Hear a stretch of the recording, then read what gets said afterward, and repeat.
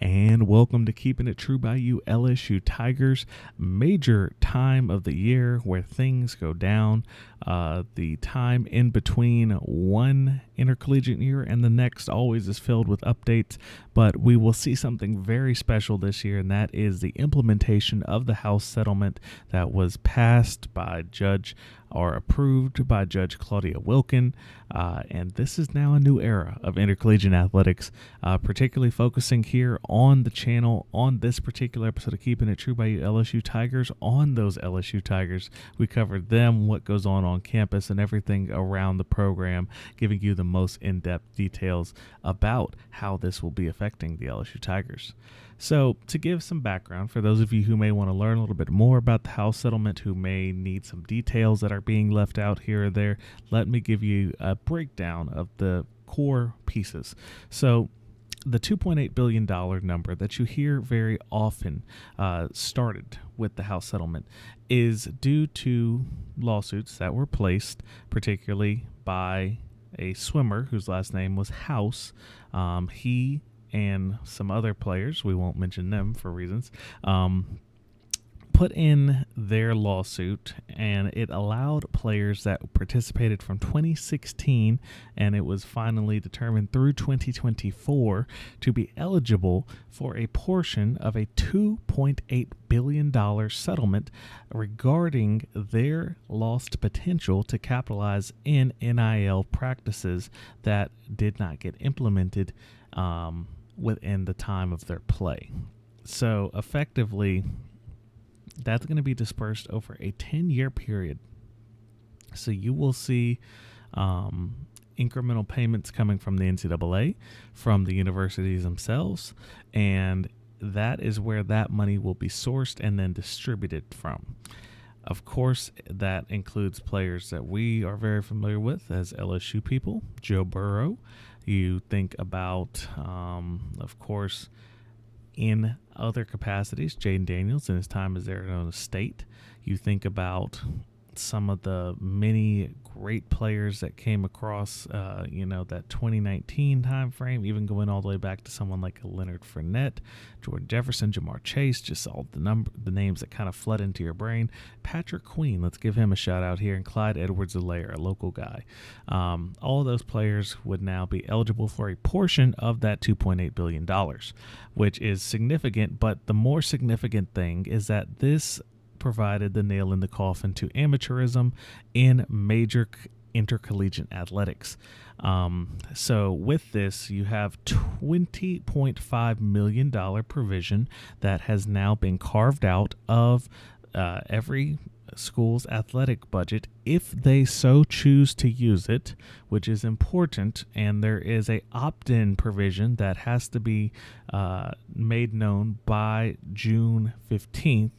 But the workings of it will not begin until July 1st. So you'll hear those two dates. June 15th is the opt-in date. July 1st is the implementation date. Important note there. And that $2.5 million will be used to fund basically school-derived NIL contracts is how you could determine it. So basically this would be in the case of LSU. They're going to distribute approximately $13.5 million to their football program, $2.7 million to their basketball program, $900,000 to women's basketball, and then $900,000 to all other sports, with an additional $2.5 reserved for new students arriving to campus to basically replenish the fund year over year. And that is the general terms that were laid out in the agreement for how schools would or could or should distribute. It's not written in stone, but it's certainly a clear guideline that can be utilized. And without being Scott Woodward, you have to imagine that this is put in place in the capacity to both facilitate football while elevating the other sports on campus, because the only other revenue generating sport for LSU based on the 2023-2024 revenue reports is men's basketball. You may be surprised. That was the year that LSU did accomplish many great things in, of course, a multitude of sports: gymnastics, baseball, women's basketball. All of them very good. All of them lost revenue. A deficit was on the sheet for them, and that is not uncommon. LSU, for a time period, was able to make a slight profit on their baseball operations, but now with the cost of operations where they are not close to doing that any longer. Which then brings in the next part of the House settlement, which is going to have an additional major impact, is that now full scholarships are provided. This is important. So in the case of football, this is one of the major catch points that made this ruling so delayed. It was expected that this could be done in June, early June, if not in May, as early as some people thought late April. But one of the major provisions that was debated and had to be deliberated upon, worked over, reconsidered, was that you have existing walk-ons on these football programs that effectively, as everybody learned what the situation was likely going to be, were told, unfortunately, I am now giving out full scholarships, and you will not be receiving that. So it is no longer in the interest of the university, and this was not LSU exclusive, this was across major college football. You will be asked to leave whenever the House settlement begins. Now, Judge Claudia Wilkin did not care for that, did not find that to be just. So there is now a grandfather clause in place for these players, which will effectively allow them to be designated as designated student athletes, is what I believe the term will end up being. And this will essentially allow them to operate on the university for a given period of time, basically throughout their tenure as a walk-on, or what would have been a walk-on. They can exist, but once that tenure is over, they will now shift to roster limitations, effectively putting in a hard roster cap and a hard salary cap, creating a much more regulated, is the term we'll use, version of intercollegiate athletics. Now, to be fair, you always had scholarship limitations. That's how the NCAA was able to enact penalties and then weaken schools because they would cut their scholarships. What brings the new aspect to this is that this is all now going to be handled by a new entity which is being brought on, and that is, of course, the College Sports Commission. The NCAA will still exist. Within the realm of football, which is the main topic here, within the realm of football, the NCAA will still exist. So it will essentially be there as a rules provider and as a eligibility determiner. So they will basically make sure the birth certificates are the birth certificates and that the time is kept on the field. Outside of that, enforcement of rules or anything of the sort has now been basically handed over to the new College Sports Commission, which will be CEO'd by Brian Seeley. One of the major things he did recently, which I think many people had exposure to, was the Otani case, doing the investigation there. Has worked with the MLB for quite a while. You have to think this guy's coming into a very tumultuous instance in the sport. You have the college football playoff that will be expanding in 2027 to whatever degree, 2026 actually, to whatever degree that's determined. We obviously think right now it's a 16-team playoff, and whatever format that might be, that will be a major boost in revenue for these programs, particularly talking about LSU and the likes of the Power Four here.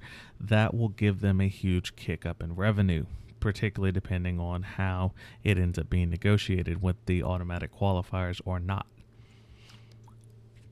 So given that, you now have that separated.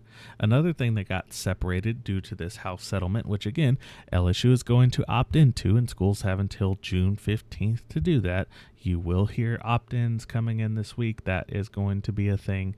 And, usually universities are preparing some sort of statement. And if you want to know more about universities in the state of Louisiana, take a moment. And I got a card up here that's talking about the other episode where we are keeping it true by you in Louisiana. I talk about Tulane, ULL, La Tech, and all the FCS programs as well. Don't forget about you, ULM. You're real too to us. You're real in our hearts. And we talk about what that impacts them like. But this episode, of course, the sister episode, talking about LSU exclusively, you talk about the newest element of how the big boys will get real big, but the big boys are also no longer able to operate without supervision. So Deloitte is going to establish, and Deloitte is going to effectively provide a service called NIL Go. Now, it will be managed by, of course, the College Sports Commission, but it will be operated and it will be created by Deloitte. And this is a clearinghouse, so effectively, if we at True Bayou Sports Media chose to give a NIL deal to a LSU athlete, that NIL deal, of course, if it was over $600, which is the purpose of this, but if it was over $600, it would need to go into NIL Go. They would then review the deal and say, wow, I think that True Bayou Sports Media does not need to pay insert player that amount of money. It is not a valid deal, and it will be disclosed and discarded. Or they will say, wow, that's actually very generous. That's very realistic. It fits the market perfectly. You're all good to go. And that clearinghouse supposedly will keep a Wild West from forming on the NIL market. Now, look, I think someone like Garrett Nussmeier is still going to end up getting $2+ million of NIL money. That's not a surprise. Bryce Underwood is probably still going to get the majority of his money that he was promised by Michigan, of course, which is why he is not here. LSU's war chest is not closing. It is opening wider, and that is something that I don't think people quite understand. They hear that, okay, they're now going to get paid by the school and NIL's being regulated harder. This somehow means that there's now less money going into the sport. Quite the contrary. Quite the contrary. It is going to create a new set of what is honestly going to be an NIL war that wasn't like what we were familiar with. I think a lot about how NIL was handled in this first era. We'll call it the early era of NIL here. Someone like Livy Dune can come to LSU, get $5+ million of NIL money, be the highest paid NIL athlete at the school, yet somehow also there can be a backup at the University of Texas A&M, we'll call them either way, that can generate not similar but very disproportionate amounts of money compared to someone like a Livy Dune. So you think of her, you think of what she did in college, you see somebody who produced, NIL values in the millions, yet somehow somebody can still produce $1 million as a backup football player, which is very interesting. Even if you want to take a look at, Texas Tech and their softball player who's got $1 million NIL deal. How is it proportionate? How does it stack up? And this is something that's not going to go to bed necessarily. If this clearinghouse tightens the ropes extremely hard, I think NIL changes very quickly. It no longer becomes the thing that it was before, and you will see endorsements like never seen before. The production value on these endorsements will go through the roof. This isn't going to be somebody sitting down for a 10-minute podcast anymore and getting a $400,000 check. This person's going to be doing social media posts. The person's going to be working on the lot. The person's going to be doing everything because they're going to have to earn that money in a legitimate way. That is where things change. You saw Livy Dune go and do actual ads for these companies. I believe you think about the leggings brand and the athleisure wear brand. You think about what she was able to do with the we'll call it exclusive access site. I don't know too much about that one, but it was one that she had that was pretty lucrative.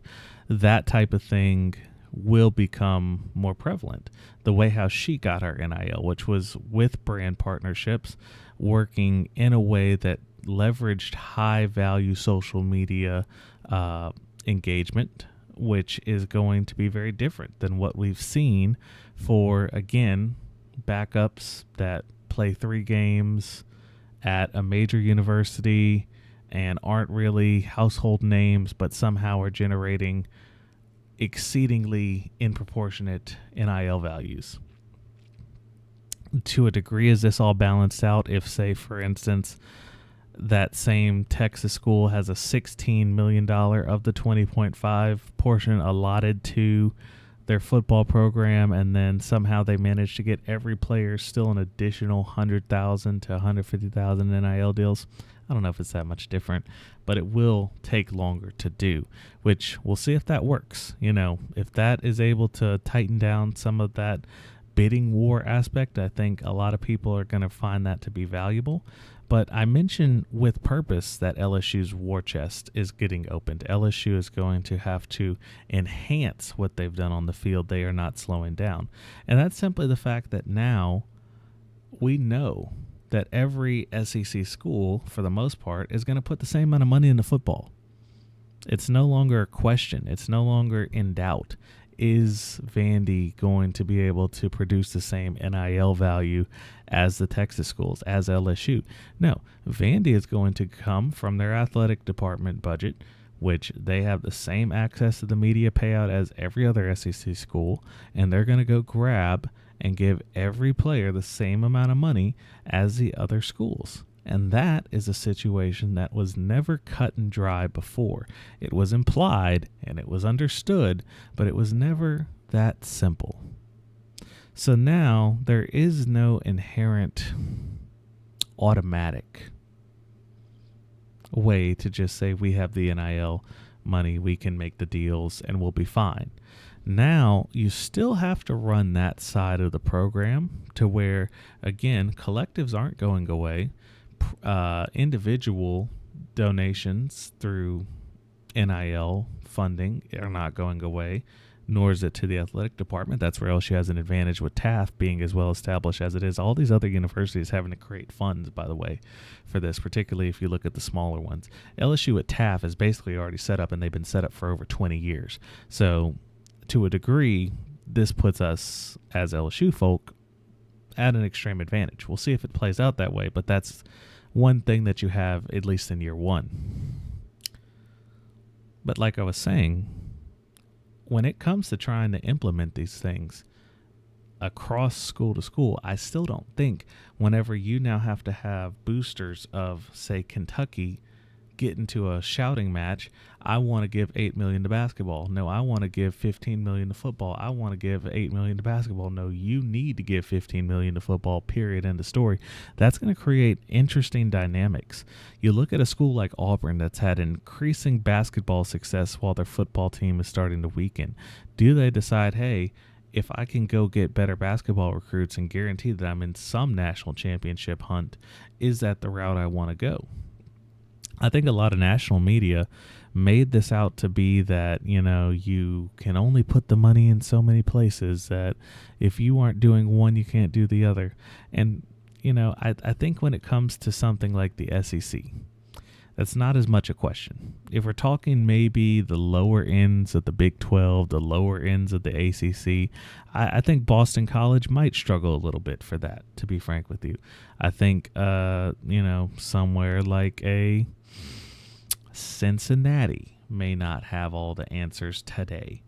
I think Houston has Tillman Fertitta, and they're going to be fine. But, just to name a couple schools off the top of my head. LSU has the war chest. LSU had the war chest to be competing beforehand, and they were already the revenue-dominant program in the SEC. Now they are the NIL brand-dominant program in the SEC. Nobody has the notoriety. Nobody has the fame, the cultural influence. The crossroads are still aligned in LSU's favor, but the leadership will have to come, and the results in the new era will have to come. I don't think we're going to see the full effects of this, particularly when it comes to seeing your smaller sports and how they're impacted. Because I think it's important that Scott Woodward is putting a focus on Olympic sports, putting a focus on women's sports. That's very key. There are currently litigations out there trying to uphold the way how this ruling was favored, because they find that there's not enough protection for Title IX sports. And that is a legitimate argument to raise. And we'll talk about that again in just a moment here after I do appease the algorithm and remind you, don't forget to subscribe if you're watching on YouTube. Don't forget to hit the follow if you're over on TikTok. We, of course, appreciate the interaction and the comments that you've shared over the past few days. We've enjoyed reading them, particularly over on TikTok, a very hot platform right now for us. Do go over there, join the conversation. I enjoy working with anybody over on X as well, if you're on there. Instagram, we're there as always when we appreciate your support wherever you find us on social media and however you choose to keep it true by you. And as we transition back into the episode, LSU is a big school, and there's a big budget, and there's a lot of revenue, $200 million revenue budget on a rough basis every year. Is $200 million, though, enough today to now increase the amount of scholarships for baseball by 3, to increase the amount of scholarships for softball, again, by more than double? All of the roster limitation aspect from the House decision is one that is the major force on the small sports. You think about an average LSU tuition, room and board, so forth and so on, and then you put that over 4 years. You put that into, say, a tennis athlete. If you were splitting, and I don't know the exact roster limitations previously for tennis, bear with me. Let's say you were splitting 10 scholarships previously, right? And now you're allowed 25. I don't know, again, the roster limitations. I apologize. They're not out yet. Just bear with me for the analogy.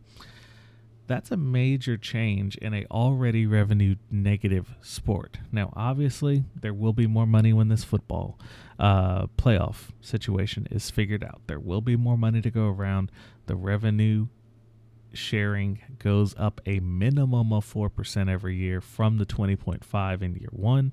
So there's opportunity. Don't get me wrong. It's going to be there. But how will it be utilized?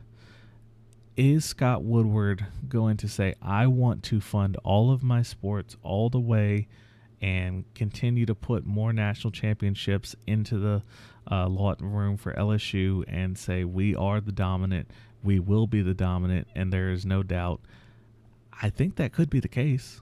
I don't see that being unrealistic, to be frank. I mean, if you're talking about an increase somewhere in the range of 10 to 15 million a year, you can garner that up from LSU's boosters. You have to remember, and I'm not going to get into the major details because there is certain aspects of privacy when it comes to great generosity and great donations. Gordon McKernan did an interview talking about his NIL efforts. Gordon McKernan said, I've put in roughly, speaking for him, approximately $6 million, I think the number was, since the NIL era began. And he knows he's not the number one guy. He knows he's not close to the number one guy. There are some very well-to-do people with connections to this university. And you see other schools like Penn State who have signed 8-figure agreements with what is frankly private equity firms. And it's known private equity firms. Of course, Florida State had some very intense conversations with private equity firms when they were trying harder to get out of the ACC. This is getting to the point, and this is a point that I think a lot of people don't care to hear about. And I'm going more into the speculative part here, so I know we keep it more journalistic, but I find that this is important when it comes to the idea of LSU keeping all their sports and fully funding them. These athletic departments are about to have to make some major concessions with the fact that they need more money and they need it fast. Particularly schools that have the players to do it. it's going to get interesting because there's nothing necessarily stopping somebody from saying, hey, I'm very invested in the school. I find the school to be incredibly important to me and what I want to do, the legacy I want to live. If somebody said today, I'll give you $20 million, I'll give you $40 million, at what point do we start to see ownership of athletic departments be put into question? Is it fully being funded by universities and small-scale donors? Or are we going to get into a world to where if, say, for instance, Arkansas wants to leverage Walmart, Tyson Foods, and the other major players they have in that Northwest Arkansas area and say, hey, I know we have the money, let's go ahead and make it happen. And that means that in the future, every Arkansas jersey has a Walmart patch. Every Arkansas field has a Walmart logo on it. Every Arkansas piece of athletic equipment has a Walmart logo on it. I don't think that's unrealistic. It would probably start with things like naming rights. It would start with things along the lines of on-jersey sponsorships, on-field sponsorships. And it's exactly what sounds so similar to what a degree this is now. Minor league sports. Minor league sports across the world are littered with more ads the further down the professional tree that you go. And it's something that a lot of American audiences weren't used to. We first saw it, of course, with the NBA. Now the MLB has adopted it. The NHL has them. The NFL is probably going to come to that point sooner or later. And it all points to the fact that there needs to be some dollars from somewhere. And these brands are increasingly becoming more valuable. You think about the fact that, again, LSU runs a revenue of $200 million a year on this athletic department. It's not exactly a one-for-one evaluation of value. You can look at Forbes for that. There is an article. And you even see the state of Louisiana starting to poke their nose into this. I talk about it more in detail on the episode of Keeping It True by You in Louisiana at the end of the episode. But House Bill 639, which is on pace to be signed by the governor and put into law, raised the sports betting tax from 15 to 21.5%, with provisions for $20 million of the new revenue to be split amongst the 10 public universities in the state of Louisiana. So as of right now, inherently, the money from the state of Louisiana that's in play by the LSU Tigers just went up by almost $2 million. Very small drop in the bucket for a school of LSU size, but it's not a small drop in the bucket when you look program by program, and some of your better performing revenue losers that are in a deficit are only down by about $1.3 million. So when it comes to the idea of who's going to keep the small sports alive, who's going to make sure that all of them continue to be competitive, it's coming from new sources that we've never seen before. In the case of LSU, part of it will be coming from the fact that every time you place a bet, you're contributing to the LSU Tigers. And in my personal take, I think that they should reopen individual player props and all of the other aspects of college sports betting that were removed during the Keishon Butte incident. Just an idea if you really want to keep the programs competitive. Beyond that antidote, you still have all the other sports, and they're all deeply in the hole right now. And look, I don't think we're ever going to get to a point to where certain non-revenue generators get every single player full scholarship, no doubts. I don't know if we'll get to that point. It certainly won't be in year 1. It may not be year 5. It may not be ever. But until essentially all student athletes are considered employees of the university. We're still going to operate in a gray area. We're still going to operate in a position that is not clear what the future is. Until that collective bargaining aspect comes into it, it will have to go through some type of litigation. Again, there are efforts to curtail it and not need to go to that, but we have to ask the question, can, what is not really, I'm going to say something that's not really fleshed out fully yet, which is, of course, can the College Sports Commission manage it? I'm excited to see what they do. I don't know yet.